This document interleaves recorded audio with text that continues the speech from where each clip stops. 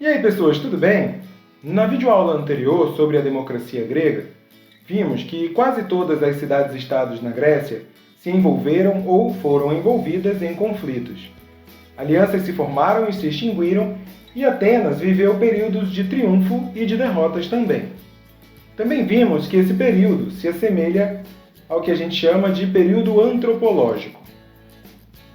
Enquanto as cidades-estados na Grécia lutavam entre si, um reino vizinho começa a ganhar força. Trata-se da Macedônia.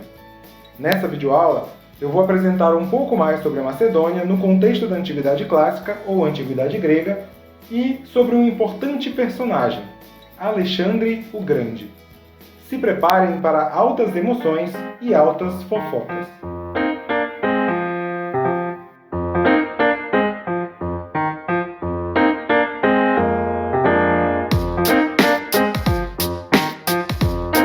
Os macedônios, povo que habitava o norte da Grécia, são considerados os herdeiros dos últimos grupos de helenos que se estabeleceram na região durante o período pré-homérico. A Macedônia localizava-se ali na Península dos Balcãs, que é também chamada de Península Balcânica, a nordeste da Grécia. A maioria da população era formada por camponeses livres, cujas principais ocupações eram o cultivo de terras e a criação de gado. A língua falada na Macedônia era bem parecida com a que era falada na Grécia, mas não era exatamente a mesma.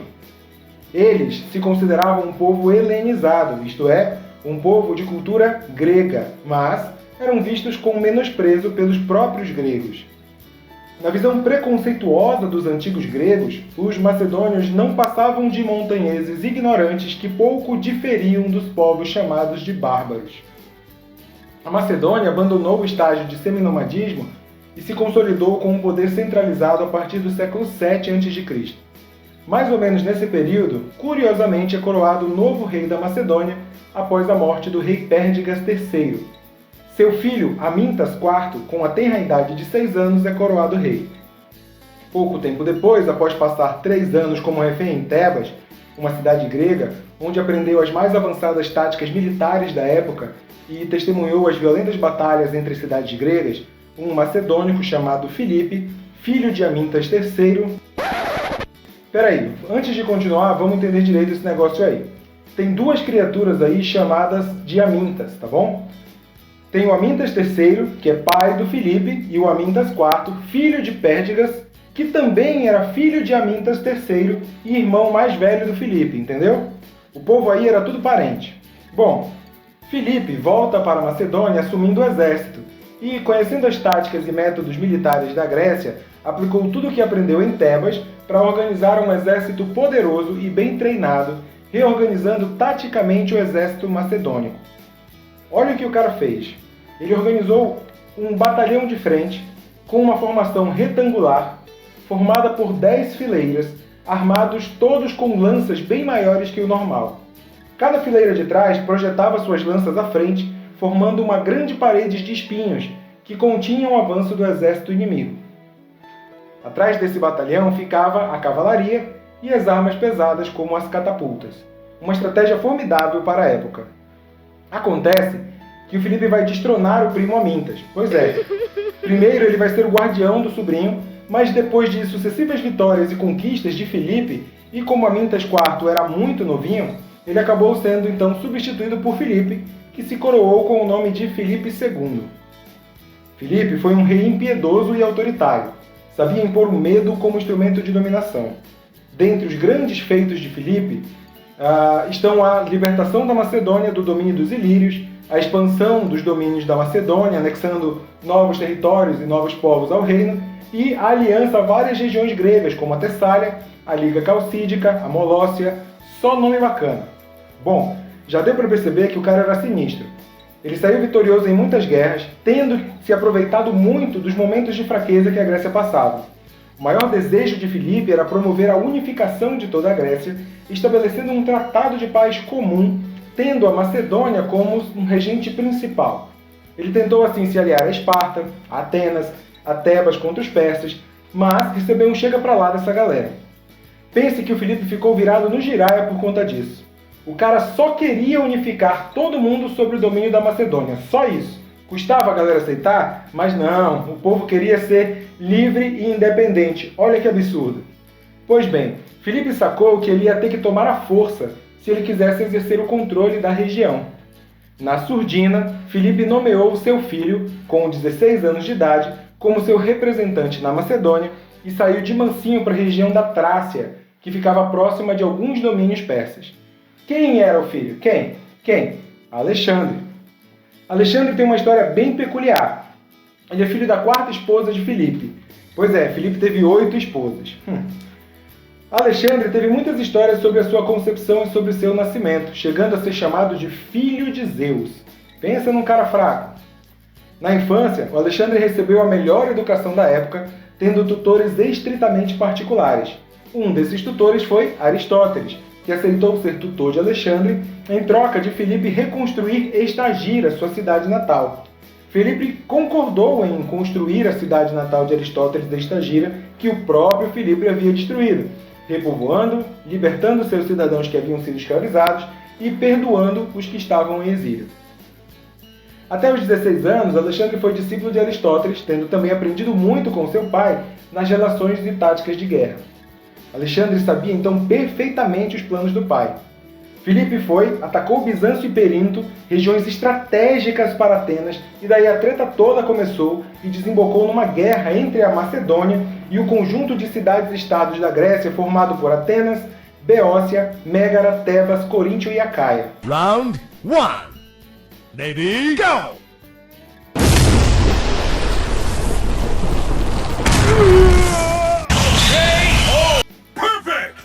A Macedônia sambou na cara da Grécia e conquistou geral. Seu filho Alexandre estava com ele nessa guerra. Depois disso, eles saíram dominando toda a Grécia e tudo por onde passavam. Restou somente Esparta, que fez certa resistência. Filipe tinha praticamente toda a Grécia em seu poder. Ele decidiu criar a Comunidade Helênica, ou a Aliança Helênica, na qual todos os estados jurariam manter a paz entre si, manter as constituições já existentes, permitir algumas mudanças apenas por métodos constitucionais e se unir na ação contra qualquer violador da paz comum, fosse ele interno ou externo. Criou o Conselho Comum, cujos membros representavam suas regiões à medida de suas forças militares. O Conselho Comum era um corpo soberano e tinha poderes disciplinares. Filipe recebeu aí o título de hegemon, termo grego que significa direção suprema. Juntos e hegemônicos, a Aliança Helênica declara guerra aos persas. Enquanto os exércitos da Aliança Helênica se reuniam, Filipe decidiu chamar seus considerados para um rolê com os MIGs, enquanto casava Alexandre I, rei de Épiro, com Cleópatra, irmã do Alexandre. 2 pessoas diferentes, imagina só. Depois do casamento, eles foram para o salão principal e o Filipe ficou em pé, todo de branco, recebendo aclamações de seus súditos. Eis que aí, o capitão dos seus guardas-costas, chamadas Pausânias, sai driblando todo mundo, estilo Ronaldinho Gaúcho, corre em direção ao Filipe e o apunhala. Gente, a fofoca aí era que esse Pausânias era amante de um dos pajens do Filipe, tipo um acompanhante real. Mas o relacionamento não tinha ido muito bem, e depois que eles terminaram, esse pajem cometeu suicídio, contando tudo antes, lógico, para outro cara chamado Átalo, um general de Filipe, que convocou uma rapaziada para abusar sexualmente do Pausânias. Olha que doideira! Pausânias foi estuprado em represália e vingança.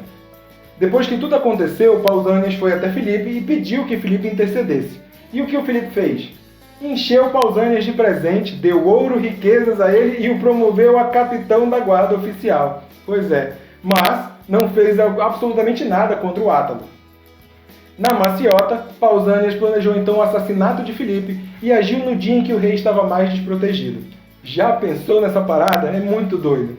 E tem mais, esse Átalo era um cara tão importante que era pai de uma das esposas do Filipe, chamada Cleópatra Eurídice. Não é a mesma Cleópatra, essa é outra Cleópatra.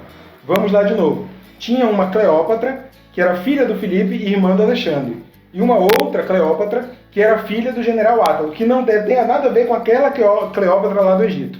Átalo era meio fanfarrão e aqueles que não se importavam com nada, tendo tretado também com Alexandre. O casamento da Cleópatra, filha de Átalo, com o Filipe, colocava em risco Alexandre como futuro herdeiro e sucessor da Macedônia. No dia do casamento de Filipe com essa Cleópatra, filha do Átalo, o doido do Átalo, já muito bêbado, ficou gritando, pedindo para os deuses que aquela união produzisse um herdeiro legítimo para a Macedônia. Alexandre ficou trabalhado no ódio. Olha essa passagem, abre aspas. No casamento de Cleópatra, com quem Filipe havia se apaixonado e casado, ela, sendo jovem demais para ele, seu tio Átalo, bêbado, desejou que os macedônios rezassem aos deuses para lhes dar um sucessor legítimo para o seu reino através de Eurídice. Isso irritou muito Alexandre, que jogou sua caneca na cabeça de Átalo e berrou: "Seu vilão! O que eu sou então? Um bastardo?" Então Filipe, tomando partido de Átalo, se ergueu e correu na direção do filho, mas, cheio de mais de ira ou muito bêbado, acabou tropeçando e caiu no chão. Alexandre então o insultou: "Veja, este é o homem que faz as preparações de passar da Europa para a Ásia, não passa de um assento para outro." Pois é, tem gente que acha, inclusive, que Alexandre foi quem planejou e articulou o assassinato do pai por causa dessa parada aí. Bom, o fato é que Filipe foi assassinado e quem foi proclamado rei? Quem vocês acham que foi? Alexandre, é claro. Proclamado rei aos 21 anos, assumiu o nome de Alexandre III. O assassinato de Filipe desencadeou uma forte crise na Macedônia e o Alexandre teve que assumir posturas enérgicas para reafirmar o poder sobre a região. Qual foi o primeiro ato de Alexandre de Alexandre como rei? Eliminar todos os potenciais rivais ao trono. Olha o bafão. Alexandre mandou executar todos os sucessores diretos do trono e Átalo foi no bonde também, tendo sido executado a mando de Alexandre. E a mãe do Alexandre, o que é que fez? Mandou queimar viva a Cleópatra Eurídice e a filha com quem ela teve com Filipe. A galera era doida demais. Rapidamente, Alexandre também precisou agir contra um pessoal aí que queria se revoltar, aproveitando-se de uma possível instabilidade no poder da Macedônia. Garantido como sucessor ao trono da Macedônia e tendo obtido a aprovação de toda a população, Alexandre voltou sua atenção a outras regiões do reino, as cidades e estados da Grécia, que, embora tivessem sido há muito tempo conquistadas pelos macedônios, tentavam se rebelar sempre que possível. Alexandre rapidamente contornou essas batalhas menores. Um boato sobre a sua morte em uma das batalhas contra os ilírios fez com que Tebas se rebelasse contra os macedônios. Alexandre foi lá, ganhou a batalha, reconquistou Tebas, esmagou a rebelião e ofereceu o saque da cidade a seus soldados como punição aos tebanos. Tem uma fofoca legal aqui também.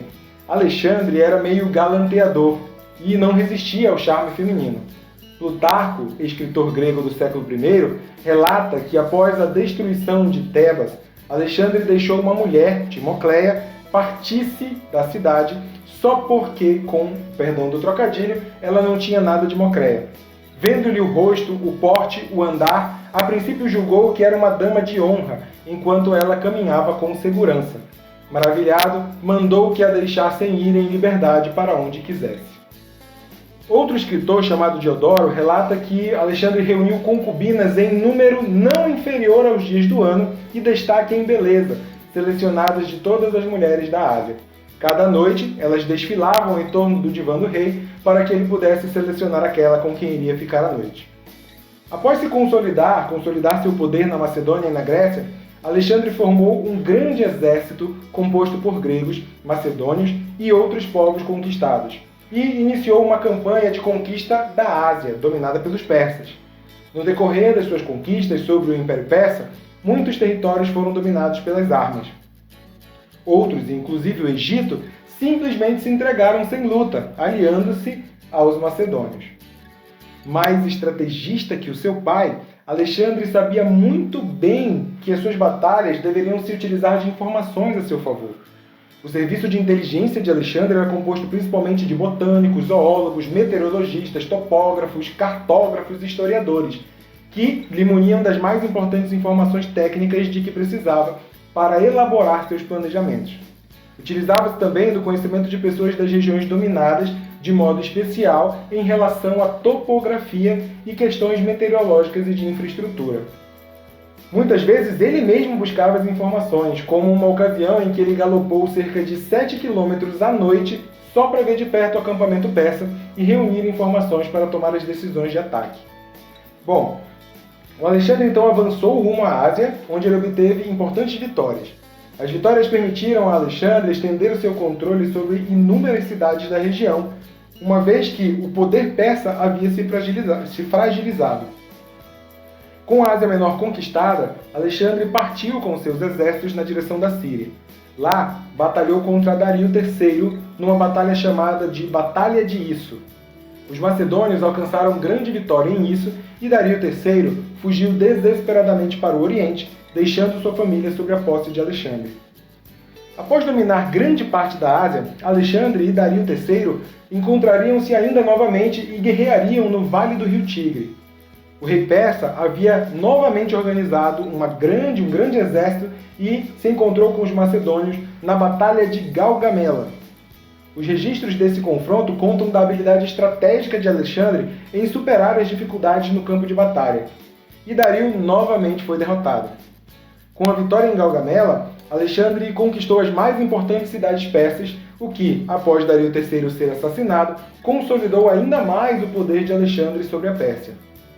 Mas Alexandre ainda encontraria batalhas mais difíceis em suas campanhas contra a Índia, por exemplo. Depois de difíceis vitórias, Alexandre encaminhou-se para a Babilônia, após seus soldados pedirem para não continuar com os avanços, pois o exército estava enfraquecido e cansado. Na Babilônia, em retorno, Alexandre ainda estaria planejando uma campanha para invadir e conquistar a Península Arábica, mas uma forte febre, proveniente talvez aí de uma febre tifoide ou de uma malária, acabou por matar o grande imperador em poucos dias. Há também uma hipótese que fala de um possível envenenamento, mas isso aí não é muito bem aceito pelos historiadores. Alexandre morreu com 32 anos. A hipótese de envenenamento não é tão plausível porque o corpo de Alexandre, olhem só entrou em estado de decomposição após 6 dias. Em geral, os envenenamentos na antiguidade eram muito rápidos, com substâncias letais altamente grandes, que agiam rapidamente no corpo. Do contrário, se a vítima sobrevivesse, ela poderia acusar o seu autor do envenenamento. Alguns historiadores defendem que o falecimento de Alexandre pode ter sido o caso mais famoso de falsa morte. Segundo essa teoria, Alexandre teria desenvolvido uma espécie subtípica da síndrome de Guillain-Barré, doença autoimune que ataca parte do sistema nervoso e provoca paralisia. Ou seja, nesse estado de paralisia, Alexandre teria ainda se mantido vivo e morrido de fato cerca de 6 dias depois. No entanto, ninguém ainda conseguiu precisar os motivos que levaram Alexandre à morte. Última fofoca. Em seu leito de morte, Alexandre teria sido questionado sobre quem deveria ser seu sucessor. E o que ele respondeu? O mais forte. A morte do Alexandre foi tão repentina que a notícia, quando chegou na Grécia, ninguém acreditou. Alexandre deve ter sido reconhecido de diversas maneiras. Foi reconhecido como o rei dos macedônios, o hegemon dos gregos, sucessor dos Aquemênidas e filho de Zeus. O cara era tão carismático e exerceu tanto poder que chegou a ser considerado um semideus, fato que, somado a seus feitos, rendeu a ele o epíteto de Magno, ou seja, o Grande. Apesar de seu curto reinado, conquistou um império que ia dos Balcãs à Índia, incluindo ali o Egito e a Báctria, sendo essa a máxima extensão do seu império. Foi considerado um homem de visão, extremamente inteligente, que tentou criar uma síntese entre o Ocidente e o Oriente, estimulando, por exemplo, o casamento dos seus soldados com mulheres persas. Respeitava seus inimigos, era grande admirador das ciências e das artes. Um bom exemplo que pode ser tomado é a célebre Alexandria, o maior centro cultural, científico e econômico da antiguidade, até a ascensão do Império Romano. Alexandre o Grande nunca perdeu uma só batalha em suas várias campanhas e conquistas que realizou, mas o seu legado vai além das suas habilidades como comandante militar. Suas campanhas aumentaram os contatos e o comércio entre o Ocidente e o Oriente, e vastas áreas orientais foram expostas à civilização grega e sua influência. Talvez o maior legado imediato de Alexandre tenha sido a introdução de um governo macedônico para grandes faixas da Ásia. No período da sua morte, seu império se estendia a muitos quilômetros, somando aí mais de 5,2 milhões de quilômetros quadrados.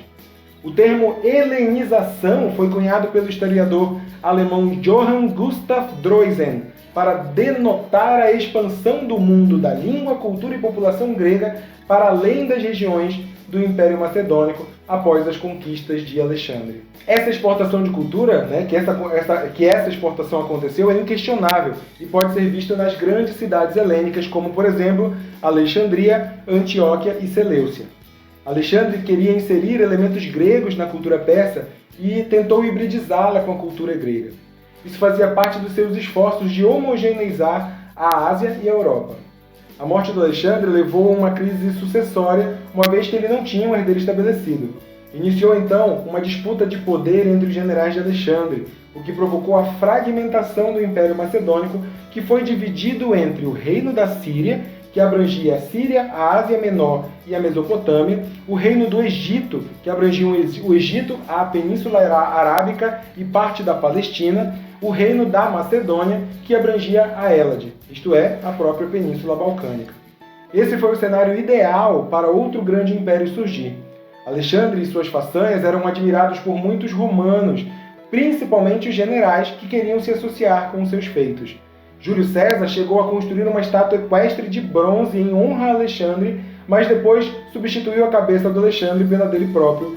E enquanto, por exemplo, o imperador Augusto César chegou a visitar a tumba de Alexandre em Alexandria. E é isso, criaturas lindas do meu coração. Eu vou deixar para vocês o link de um documentário bem bacana para vocês assistirem se vocês quiserem. Vou deixar esse link lá no material extra. Tem Netflix, tem Globoplay? Também vou deixar o link do filme Alexandre, que está lá na Netflix e lá no Globoplay. É um filme de 2004 com Val Kilmer, Angelina Jolie e o Colin Farrell. Uma ótima pedida para ver algo legal durante essa quarentena. Não tem nenhum nem outro? Não tem Netflix? Não tem Globoplay?